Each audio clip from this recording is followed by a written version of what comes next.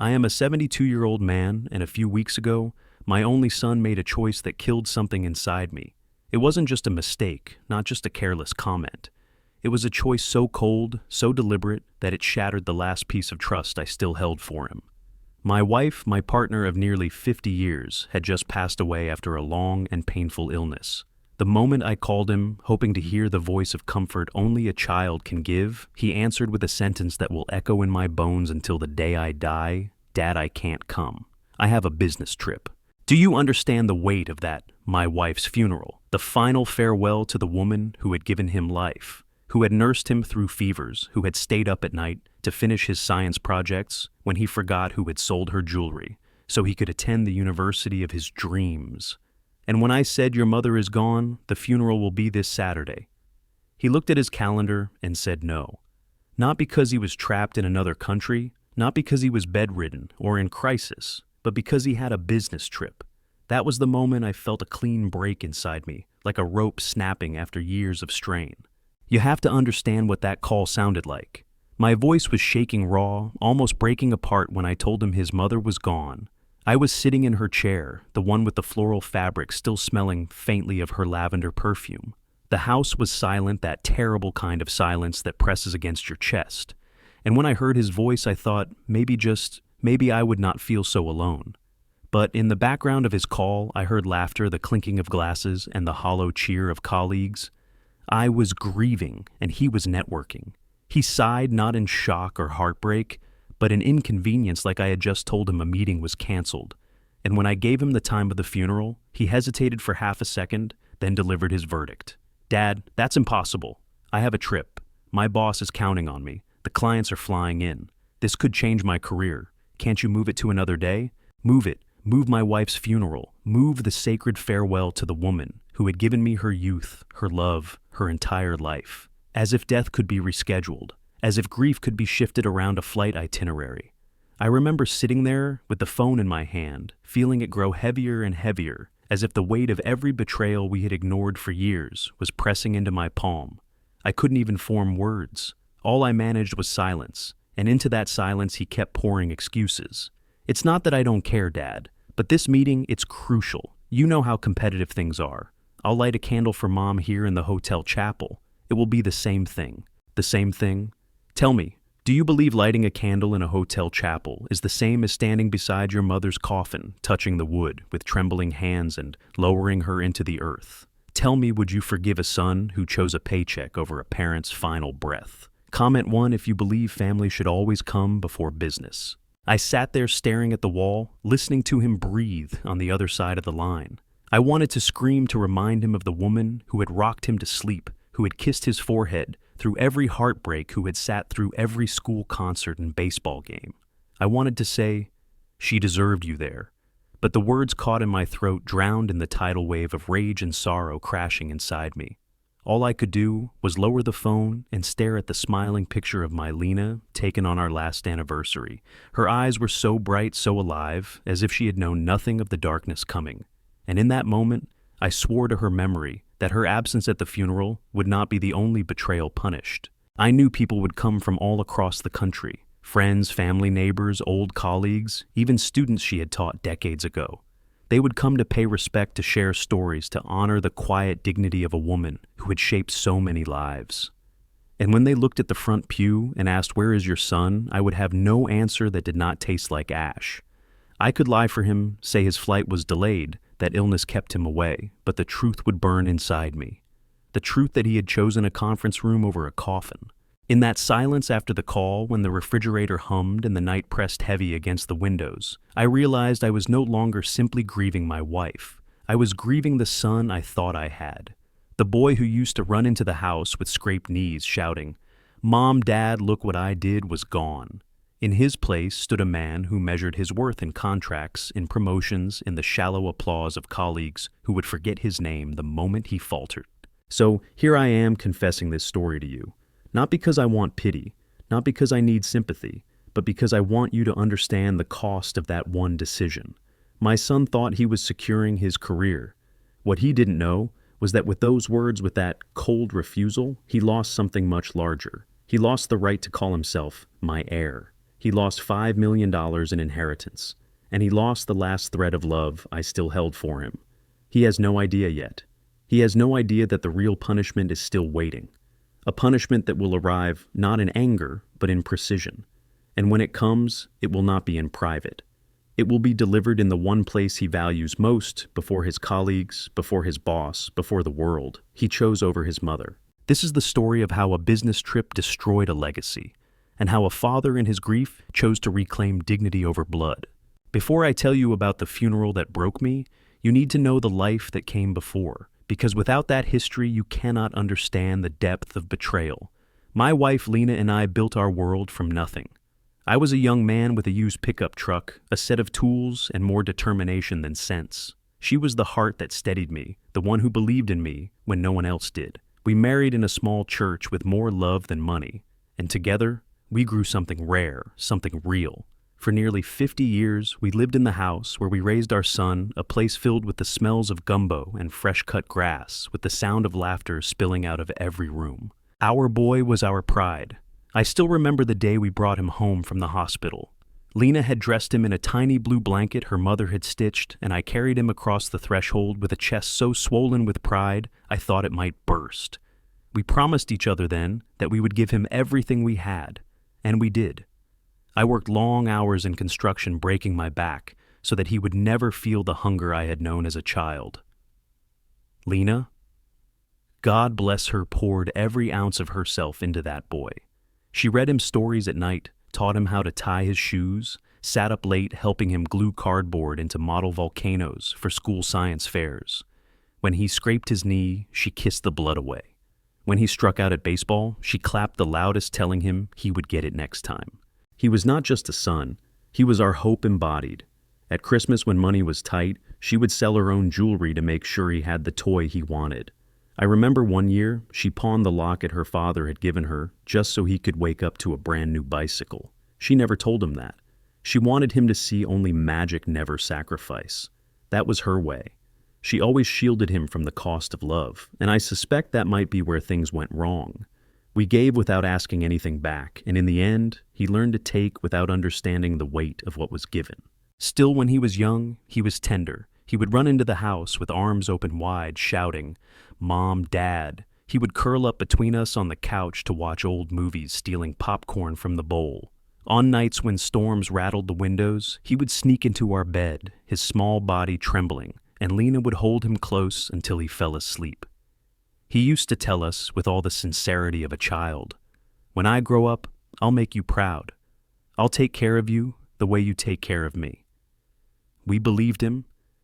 We believed him because back then his eyes held nothing but truth. I remember his high school graduation. Lena wore her favorite blue dress, the one she saved for special occasions, and when he walked across the stage to get his diploma, she cried as if she had just given birth again. She gripped my hand and whispered, "We did it. We gave him a chance." Later he wrapped his arms around her and said, "Don't worry, Mom. I'll never forget everything you and Dad did for me." How can I explain to you the weight of those words now? They were a promise etched into the air, and to see them broken so carelessly years later was like watching a sacred vow erased with a smirk. College took him away from us, but we understood. It was natural. He had ambition drive dreams bigger than our quiet neighborhood. We sent him checks when he struggled with rent, bought him groceries when his part-time job didn't cover the bills, and when he called in the middle of the night, panicked about exams, Lena would talk him down, her voice soft and soothing, even over the crackle of long distance. She never once let him feel alone, even when she was exhausted herself. She was a teacher by profession, and with him, she poured out the same patience, the same unyielding belief she gave her students multiplied 100 times. When he married, we celebrated as though our own lives had been renewed. Lena sewed a quilt by hand, stitching in pieces of fabric from our son's childhood clothes, the first pajamas he ever wore, the t-shirt from his little league team, the button-down he wore to prom. She gave it to him and his bride as a wedding gift, telling them, "This is the story of where you come from. Keep it with you." He smiled, hugged her, and promised, "We'll cherish it forever." I think that quilt is probably sitting in some storage box now, forgotten, just another relic of a past he has chosen to discard. The years rolled on, and though distance grew, we still believed in him. We still held to the image of the boy who once promised us the world. Lena especially. She was his fiercest defender. Whenever I raised concerns when he skipped visits, when he seemed distracted on the phone, she would hush me saying, "He's busy, Elijah. He's building a life. He loves us. You'll see." She clung to the belief that love was still alive in him, even as the evidence piled up to the contrary. She had a heart that refused to stop giving, and she gave him the benefit of the doubt again and again, long after I had begun to wonder. The truth is, our past was golden. We had dinners together where the table shook from laughter. We had vacations in cheap cabins that felt like palaces because we were together. We had birthdays where Lena would bake lopsided cakes and he would blow out the candles with cheeks puffed full of joy. That was the life we had. That was the boy we raised. And that is why the sting of his absence at her funeral cut so deeply. Because once he was the center of her universe and she was his. Once he promised he would always be there. It is important that you see this, that you understand the depth of what was lost. I am not a bitter old man inventing slights where none exist. I am a father who watched a son transform from a child full of love into a man hollowed out by ambition. And that transformation didn't happen overnight. It began slowly with small cracks that spread into fractures. Cracks we ignored because we still believed in the child we had raised. But before we get there, before I tell you about the warning signs, I need you to hold this picture of our past in your mind. Picture a woman standing in a kitchen, her hands dusted with flour, humming softly while her son laughs at the table. Picture a man coming home after a long day of work covered in dust and sweat, greeted by a boy running into his arms without hesitation. Picture a family bound by love, by sacrifice, by promises spoken with innocence. That was us. That was our truth. And that is why the betrayal still tastes like ash in my mouth. If you believe childhood promises should matter when we become adults, type yes in the comments. If you think time erases those promises, type no. I want to know where you stand, because for me, promises are the only thing that hold a family together. Looking back now, I can see the red flags waving clearly, but at the time, I convinced myself they were nothing more than shadows. That is what parents do, isn't it? We excuse, we rationalize, we cover up the cracks because the alternative, believing our child might be drifting away from us, is too painful to accept. So, when the first signs appeared, I swallowed them like bitter medicine, telling myself it was just a phase, just the cost of modern life. But denial does not erase the truth. It only delays the heartbreak.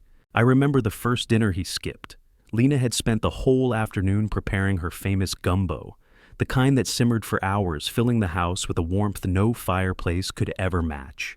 She had set the table with candles, polished the silver, even placed fresh flowers in a vase. It was supposed to be a small celebration of his new promotion, something to remind him that no matter how far he went in the world, he still had a home where love was unconditional. But an hour before he was due to arrive, my phone buzzed with a text. "Sorry, Dad, can't make it. Work ran late. Love you guys." I showed Lena the message, expecting her to be crushed, but she only smiled that gentle smile of hers and said, "He's working hard. We should be proud." And so, we ate without him, though every empty chair was a silent accusation. Then there was the hospital visit. Lena had fallen ill that winter, a bout of pneumonia that had me pacing the cold linoleum floors of the emergency room, whispering prayers into the fluorescent light. I called him, voice trembling, and said, "Your mother's in the hospital. She needs you." He answered calm. "As stone, I can't get away right now. I've got deadlines. Tell Mom I'll call her." And he did call 5 minutes, maybe less. Lena, with her tubes and monitors, forced herself to smile into the phone, telling him not to worry, telling him to focus on work. When she hung up, her eyes were wet, but she still defended him. "He's busy," she whispered. "He loves us in his own way." I wanted to believe her. I wanted to believe that a 5-minute call could equal the weight of sitting by her bedside, holding her frail hand through the night. But deep down, I knew. Something was shifting. Something precious was slipping away. The third crack came on our anniversary. 50 years of marriage is not a small thing. It is a lifetime of shared breath of storms, weathered of dreams built brick by brick. Lena wore a soft shawl I had bought her decades ago, her hair silver now, but her smile still radiant. We invited our son, hoping to share the moment, to remind him of the love that had built the foundation of his life. He sent an email, not even a call, just a line that read, "Congrats, you two. 50 years is impressive." Impressive. as if we had completed a project at work. Lena tried to laugh it off, but her fingers lingered on the edge of the printed email, tracing the letters as if searching for the warmth they didn't hold. I wanted to tear the paper apart. Instead, I kissed her cheek and told her we didn't need anyone else to validate our love. But I saw the shadow in her eyes, the one she refused to name.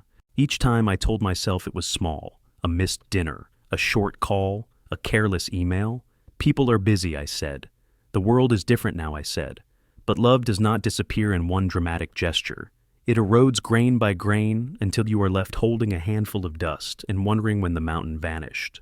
The last red flag before the funeral was subtle but sharp. We were at a family gathering, cousins and uncles and friends filling the house with noise. Someone asked him, half joking, "When was the last time you had dinner with your folks?" He laughed, shrugging it off, and said, "Honestly, I can't even remember. I'm too slammed at work." Everyone chuckled, thinking it was harmless, but I caught the look on Lena's face. A quick flicker of pain she hid behind a forced smile.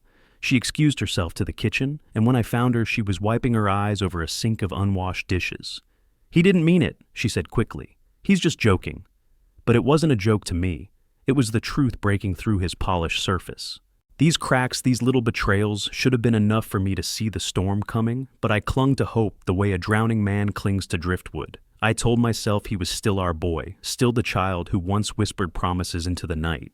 I told myself he would come through when it mattered most. And maybe that was my greatest mistake, believing that when the moment of truth arrived, love would triumph over ambition. But let me ask you this. Have you ever ignored the signs because your heart refused to accept the truth? Have you ever told yourself that someone was just busy, just tired, just distracted, when deep down you knew they were pulling away? If you have, then you know the ache that lingers in your chest, the ache that whispers, maybe tomorrow will be different. Comment 8. If you have ever looked away from the red flags just to hold on to hope a little longer. Because I did. I looked away. I let Lena look away. And that is why the final blow, the one that came on the day of her funeral, cut deeper than anything else. Because the truth had been there all along, in every skipped dinner, every rushed call, every forgotten anniversary. I just didn't want to see it. And by the time I finally did, it was too late. The morning of the funeral dawned gray, as if the sky itself was in mourning. The church on Elm Street stood solemn and quiet, its stained glass windows glowing faintly with the muted light of early dawn. I had chosen that place because it was where Lena and I had been married, where we had baptized our son, where every milestone of our family life had been blessed beneath that arched roof. It should have been the one place where our family gathered again, bound by grief, but also by love. But as the guests began to arrive, neighbors, friends from the old construction company, even Lena's former students now grown, with children of their own, one face was missing. His face. At first I told myself he must be running late, traffic, maybe a delayed flight. I shook hands, I nodded at condolences, I accepted hugs with the heaviness of a man half present. My eyes never left the door. Every time it opened, my heart leapt only to crash back down when it was just another distant cousin or an old friend. The clock ticked closer to the hour. Still no sign of him. Finally, 10 minutes before the service, my phone buzzed. My trembling hand pulled it from my pocket, my chest tightening with hope. The message was short, casual, as if it were about rescheduling lunch. "Dad, I can't make it today. The firm has me flying out for an urgent meeting. Big client. You understand. Tell everyone I send my best." I read it twice, then a third time, thinking perhaps I had missed something. A confession of guilt, a plea for forgiveness, anything. But there was nothing. Just those cold, businesslike words, "urgent meeting." As if his mother's funeral were a low-priority appointment that could be bumped for profit. Something inside me snapped quietly, but completely. I had expected disappointment. I had braced for excuses. But I had not expected this. Not today. Not when Lena's body lay in the casket just a few feet from where I stood. Not when I had to gather the strength to bury the only woman I had ever loved. I wanted to shout, to hurl the phone against the wall, to demand the universe give me back the son who once cried at the thought of losing his mother. Instead, I slipped the phone back into my pocket and stood taller. My grief turned to something sharper, something colder, resolve. Because here was the truth, the twist I had refused to see until it struck me like a hammer. My son had not simply drifted away from us. He had made a choice. Over and over, when faced with family or ambition, he had chosen ambition. When faced with love or money, he had chosen money. And now, on the day of his mother's burial, he had revealed the final proof to him. Legacy was not love, but leverage. As the choir began to sing, I walked down the aisle alone. I could feel the eyes on me, sympathetic, confused, some whispering about his absence. But I kept my gaze fixed on the casket. I placed my hand on its polished wood and whispered so only Lena could hear. "He's not coming, my love. He chose them over you. But I will make sure your memory is honored." The service was beautiful in spite of the absence. Tears flowed, hymns, rose, and stories of Lena's warmth and wisdom filled the air. People spoke of how she stayed late to tutor students, how she once gave her coat to a stranger in the cold, how her laughter could turn a room of strangers into a family. It was exactly the tribute she deserved. But all the while, a bitter refrain echoed in my mind, urgent meeting. Later at the graveside, as the casket was lowered into the ground, I felt both the weight of finality and the sharpness of betrayal. He should have been there to hold the rope to lay the flowers to honor the woman who gave him life. Instead, he was likely sitting in some glass office tower, shaking hands over contracts, believing he had made the smart choice. Perhaps he even told himself his mother would understand. But I knew Lena. She would never have traded family for ambition. She would have been heartbroken, and so was I. That night alone in the silence of our house, I poured myself a glass of whiskey and sat in her chair. The shadows seemed thicker than usual, the air heavier. I pulled out the phone again and read his message over and over until the words blurred. My chest ached with more than grief. It was clarity, brutal, undeniable clarity. He had chosen, and his choice was not us. I thought about the years of small slights, the skipped dinners, the forgotten anniversaries, the empty promises. I realized they weren't accidents. They weren't the harmless mistakes of a busy man. They were a pattern, a blueprint of priorities, each one moving him further from the values Lena and I had fought to instill. And now the blueprint was complete. Family was expendable. Money was sacred. I stood then, glass still half full, and walked to the old roll-top desk in the corner. It was where Lena kept the bills, where she scribbled notes in her looping script, where we had once sat side by side, budgeting for Christmas presents. I opened the drawer and pulled out the worn folder that held our will. My hands no longer shook. They were steady as if guided by a purpose larger than myself. The early twist was not just that my son had abandoned his mother's funeral. The real twist was that he had freed me. For years, I had been torn between denial and hope, clinging to the illusion that he might return to the son we once knew. But his absence at that graveside was a final severing. It stripped away my excuses, burned down my illusions, and left me standing in the cold light of truth.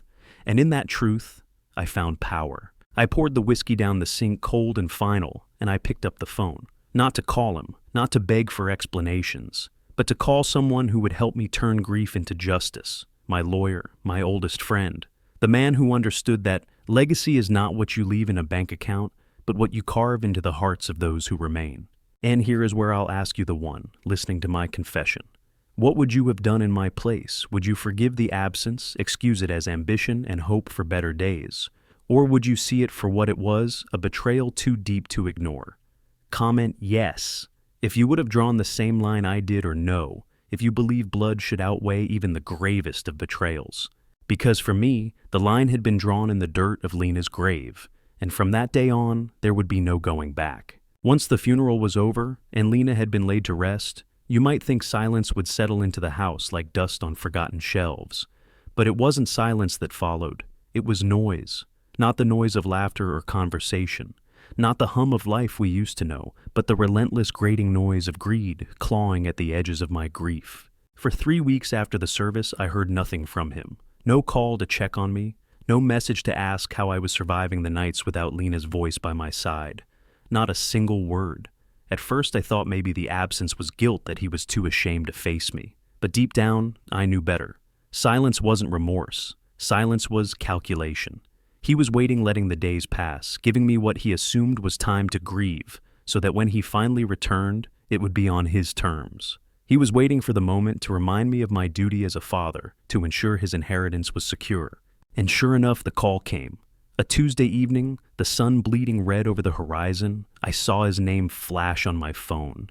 I answered, my voice as calm as still water. "Dad?" He said, warm and syrupy, the kind of voice that drips false comfort. "I've been so worried about you. I didn't want to overwhelm you, but I miss you. We miss you." He spoke as though we were a family sharing memories, not two men standing on opposite sides of a canyon carved by betrayal. I played my part. I said, "I'm getting by." I said, "It's been hard." I said just enough to keep him talking. And then, as if scripted, he made his move. "You know, Kevin's birthday is this Saturday. We're having a big party at the club. It would mean the world if you came. You'd be the guest of honor. It's time we come together again as a family." There it was, the hook he dangled like bait, a party. A chance to showcase his forgiving, dutiful persona in front of his wealthy friends. He wasn't inviting me for my comfort. He was inviting me to stand as a proof that the grieving old man had no bitterness, no resentment, and more importantly, that the inheritance pipeline was still open.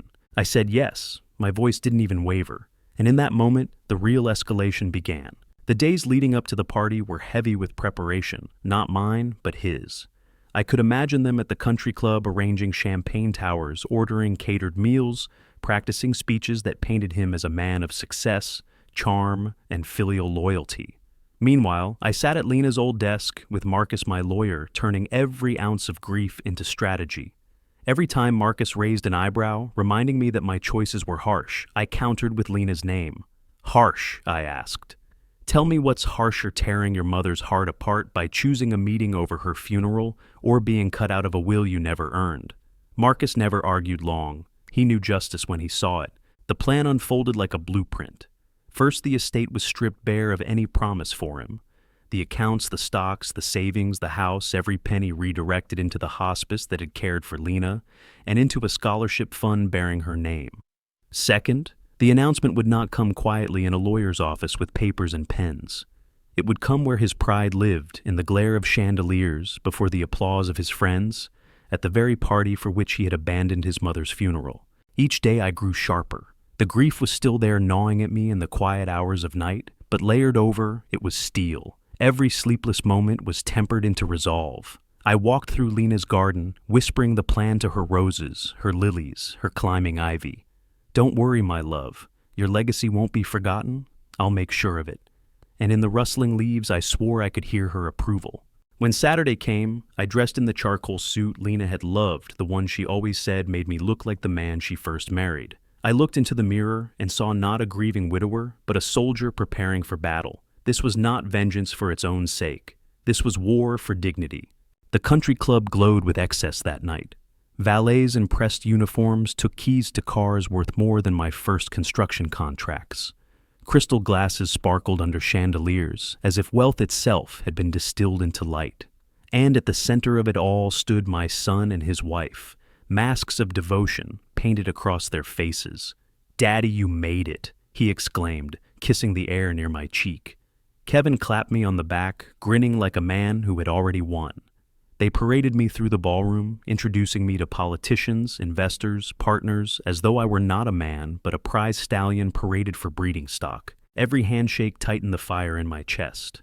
They weren't meeting me. They were evaluating my net worth, silently calculating the fortune they assumed would flow through my bloodline. I smiled, I nodded, but each interaction only fueled the storm inside me. And then came the moment. The band hushed, glasses clinked, and Kevin raised a microphone, beaming. "Ladies and gentlemen, thank you for joining us tonight. Before we toast to my birthday, I'd like to introduce a man without whom none of this would be possible, my father-in-law, a man of honor, a man of legacy. Elijah, the floor is yours." Applause rippled across the room, polite, expectant.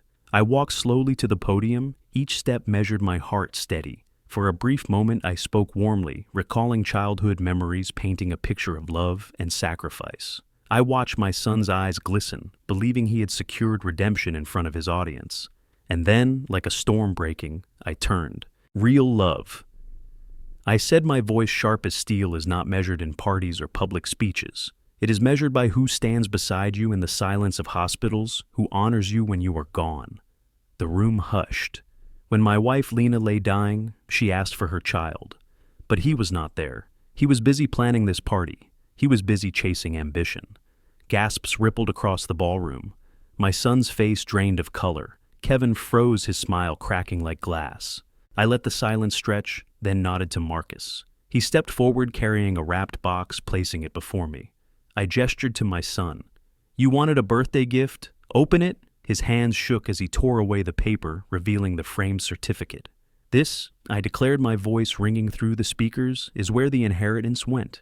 $5 million, not to you, but to build the Lena Vance Memorial Wing at Northside Hospice where real compassion lives.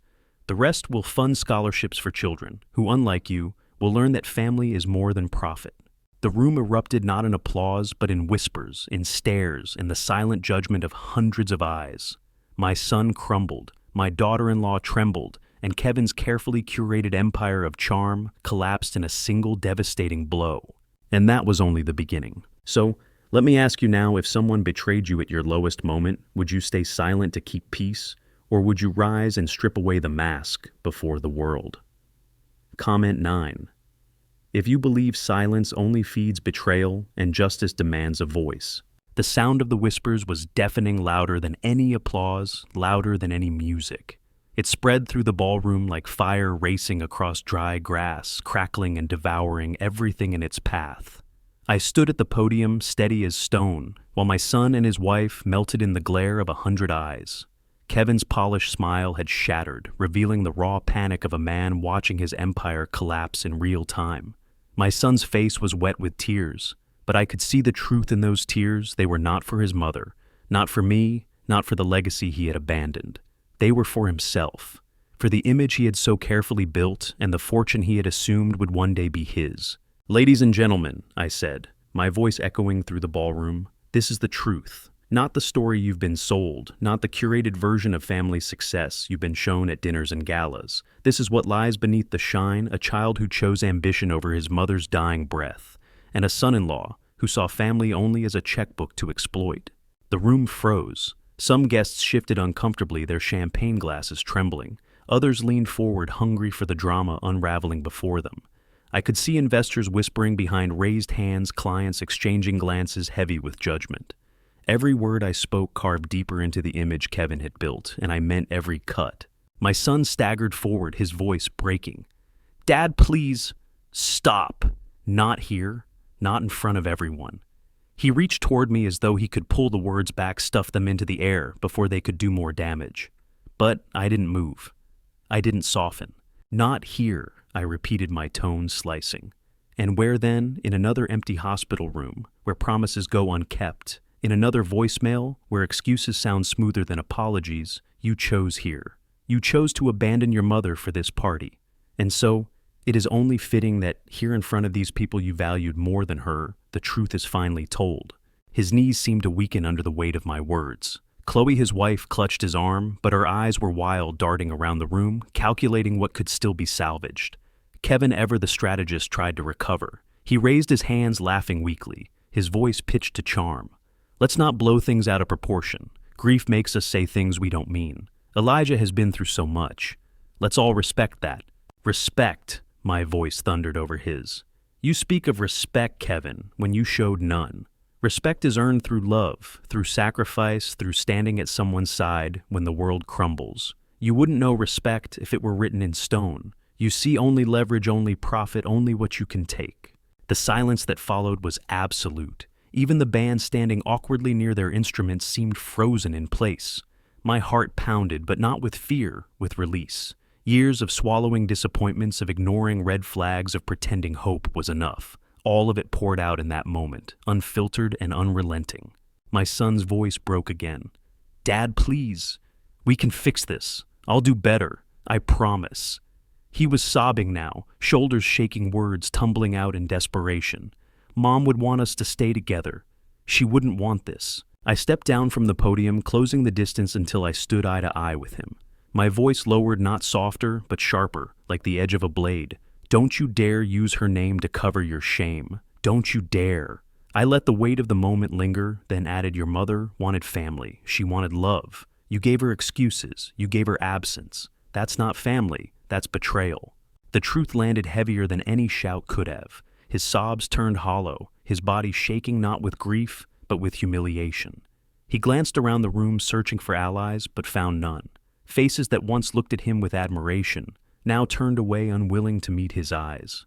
Kevin's clients pulled back, investors checked their watches, friends excused themselves toward the bar. The empire he built on charm and connections was crumbling with every passing second, each piece disintegrating under the pressure of public truth.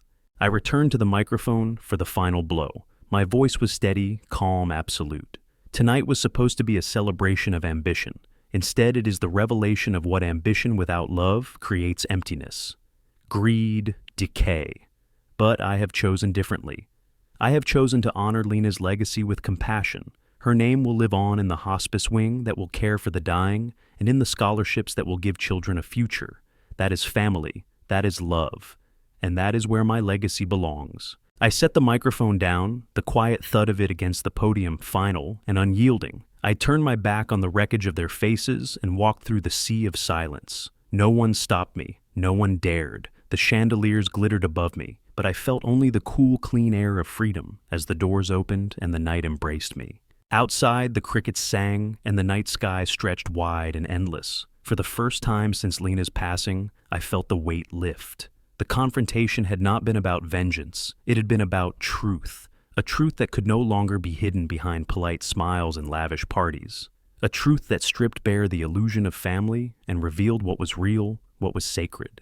And yet, even in that moment of victory, pain pulsed in my chest. Because no matter how justified, no matter how righteous the truth had cost me a son. The boy who once clung to my hand at the zoo, who once begged for bedtime stories, who once whispered, "I love you." Daddy, into the dark, he was gone. The man left in his place had withered under the weight of greed, and I had buried him that night along with Lena. Still, I knew this dignity had been restored. Lena's memory had been defended. And sometimes justice comes not with comfort, but with clarity. So, let me ask you now, if you were standing in that ballroom watching the truth shatter, the illusion, would you have clapped for justice or turned away in discomfort? Comment okay if you would have stood with me in that moment, refusing to let betrayal hide behind champagne and chandeliers. Because for me, that night was not the end. It was the beginning of a legacy defined not by inheritance, but by love carved into stone, love written into scholarships, love that outlives greed. The night of the party ended for me, the moment I stepped into the cool air outside the country club. I didn't turn back to see the looks on their faces.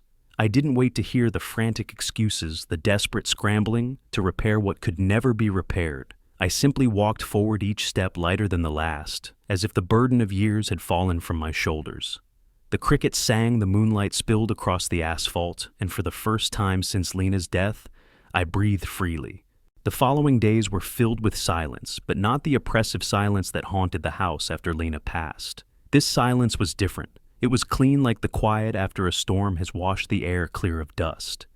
I spent my mornings in the garden. Lena loved tending to her roses, pulling weeds, feeling the soil between my fingers. I spoke to her as if she were beside me, telling her what had happened, how the truth had finally been spoken aloud. And though the wind did not answer, I felt her there in the warmth of the sun, in the fragrance of the flowers, in the peace that settled over me like a gentle hand. My son did not call. Neither did Chloe. Not a message, not a note, not even a word of anger. Perhaps they were too ashamed, or perhaps too consumed by the collapse of their social world. I imagined the whispers spreading through their circles, the story of how a man had been disinherited in front of his colleagues, how the mask had been ripped from his face by his own father. Gossip is a brutal currency, and I knew their reputations were paying the price. Kevin's career, built on trust and polish, was unraveling thread by thread. Who invests with a man who cannot even hold his family together, who follows a leader exposed as a parasite in public? I did not need to watch it happen to know it was so. The echoes of that night would follow them wherever they went. But justice was not in their downfall. Justice was in what came after. A week later, Marcus sent out the letters. The legal confirmation of what I had already declared the inheritance was gone. The $5 million had been redirected permanently, irrevocably. The Lena Vance Memorial Wing at the hospice would soon be under construction, her name etched into stone for generations to see.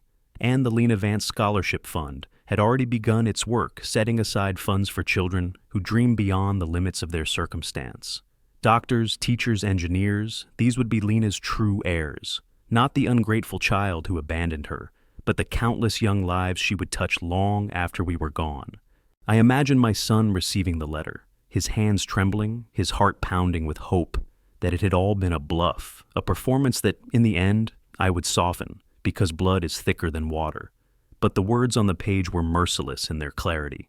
The estate was sealed, the assets gone, the will rewritten. He was left with nothing, not a dollar, not a keepsake, not even a brick from the home that had sheltered him since birth. The house too would be sold, its proceeds feeding the scholarship fund. Every remnant of the life Lena and I had built was now in service of others, not him. The letter was not an act of anger, it was an act of severance, a final legal truth to match the spiritual truth that had long since taken root. He was no longer part of our family's story. Did I weep for him? No. My tears had already been spent on Lena, and on the son I lost long before that letter arrived. What remained was not sorrow, but peace. Peace in knowing that I had done right by her, that I had defended her honor when she could not defend herself, that her name would not be a footnote in his greedy narrative, but a headline carved in stone. One bright morning, I carried a bouquet of stargazer lilies to the cemetery. Lena's headstone stood simple and elegant, inscribed with the words, "Her legacy is love." I knelt, placing the flowers gently against the granite, and traced her name with my fingers. "It's done," I whispered. I told her everything: the party, the gasps, the silence, the letter. I told her about the wing that would carry her name, about the scholarships that would open doors for children, the way we once wished for ourselves. And though the stone was cold, I felt warmth settle into my bones, as if she were listening, as if she approved. I did not speak with triumph.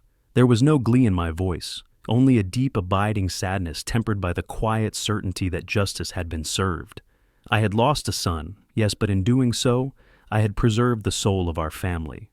I had kept Lena's spirit alive, in the only way that mattered, by ensuring her legacy was love, not greed. And so, I rose from the grave that morning, lighter than I had been in years. My back was still bent with age, my hands still rough with calluses, but my heart stood tall, because I knew what dignity felt like again. Now, I turn to you, the one listening to my story. Tell me, what do you believe makes a true family legacy? Is it the money we pass down in cold accounts, or the love we carve into each other's hearts? Is it the house filled with furniture and memories, or the lives we change when we give instead of hoard? Comment, yes. If you believe legacy is measured in love and dignity, not in inheritance. Comment, no. If you believe blood alone should guarantee the fortune no matter how deep the betrayal. For me, the answer is clear. My son chose his path, and I chose mine. And though it cost me the last ties of blood, it gave me something greater: peace. Because in the end, true wealth is not what we leave behind in dollars, but in the respect we earn and the compassion we spread. That is the inheritance I choose. That is the story of Lena. That is the story of us.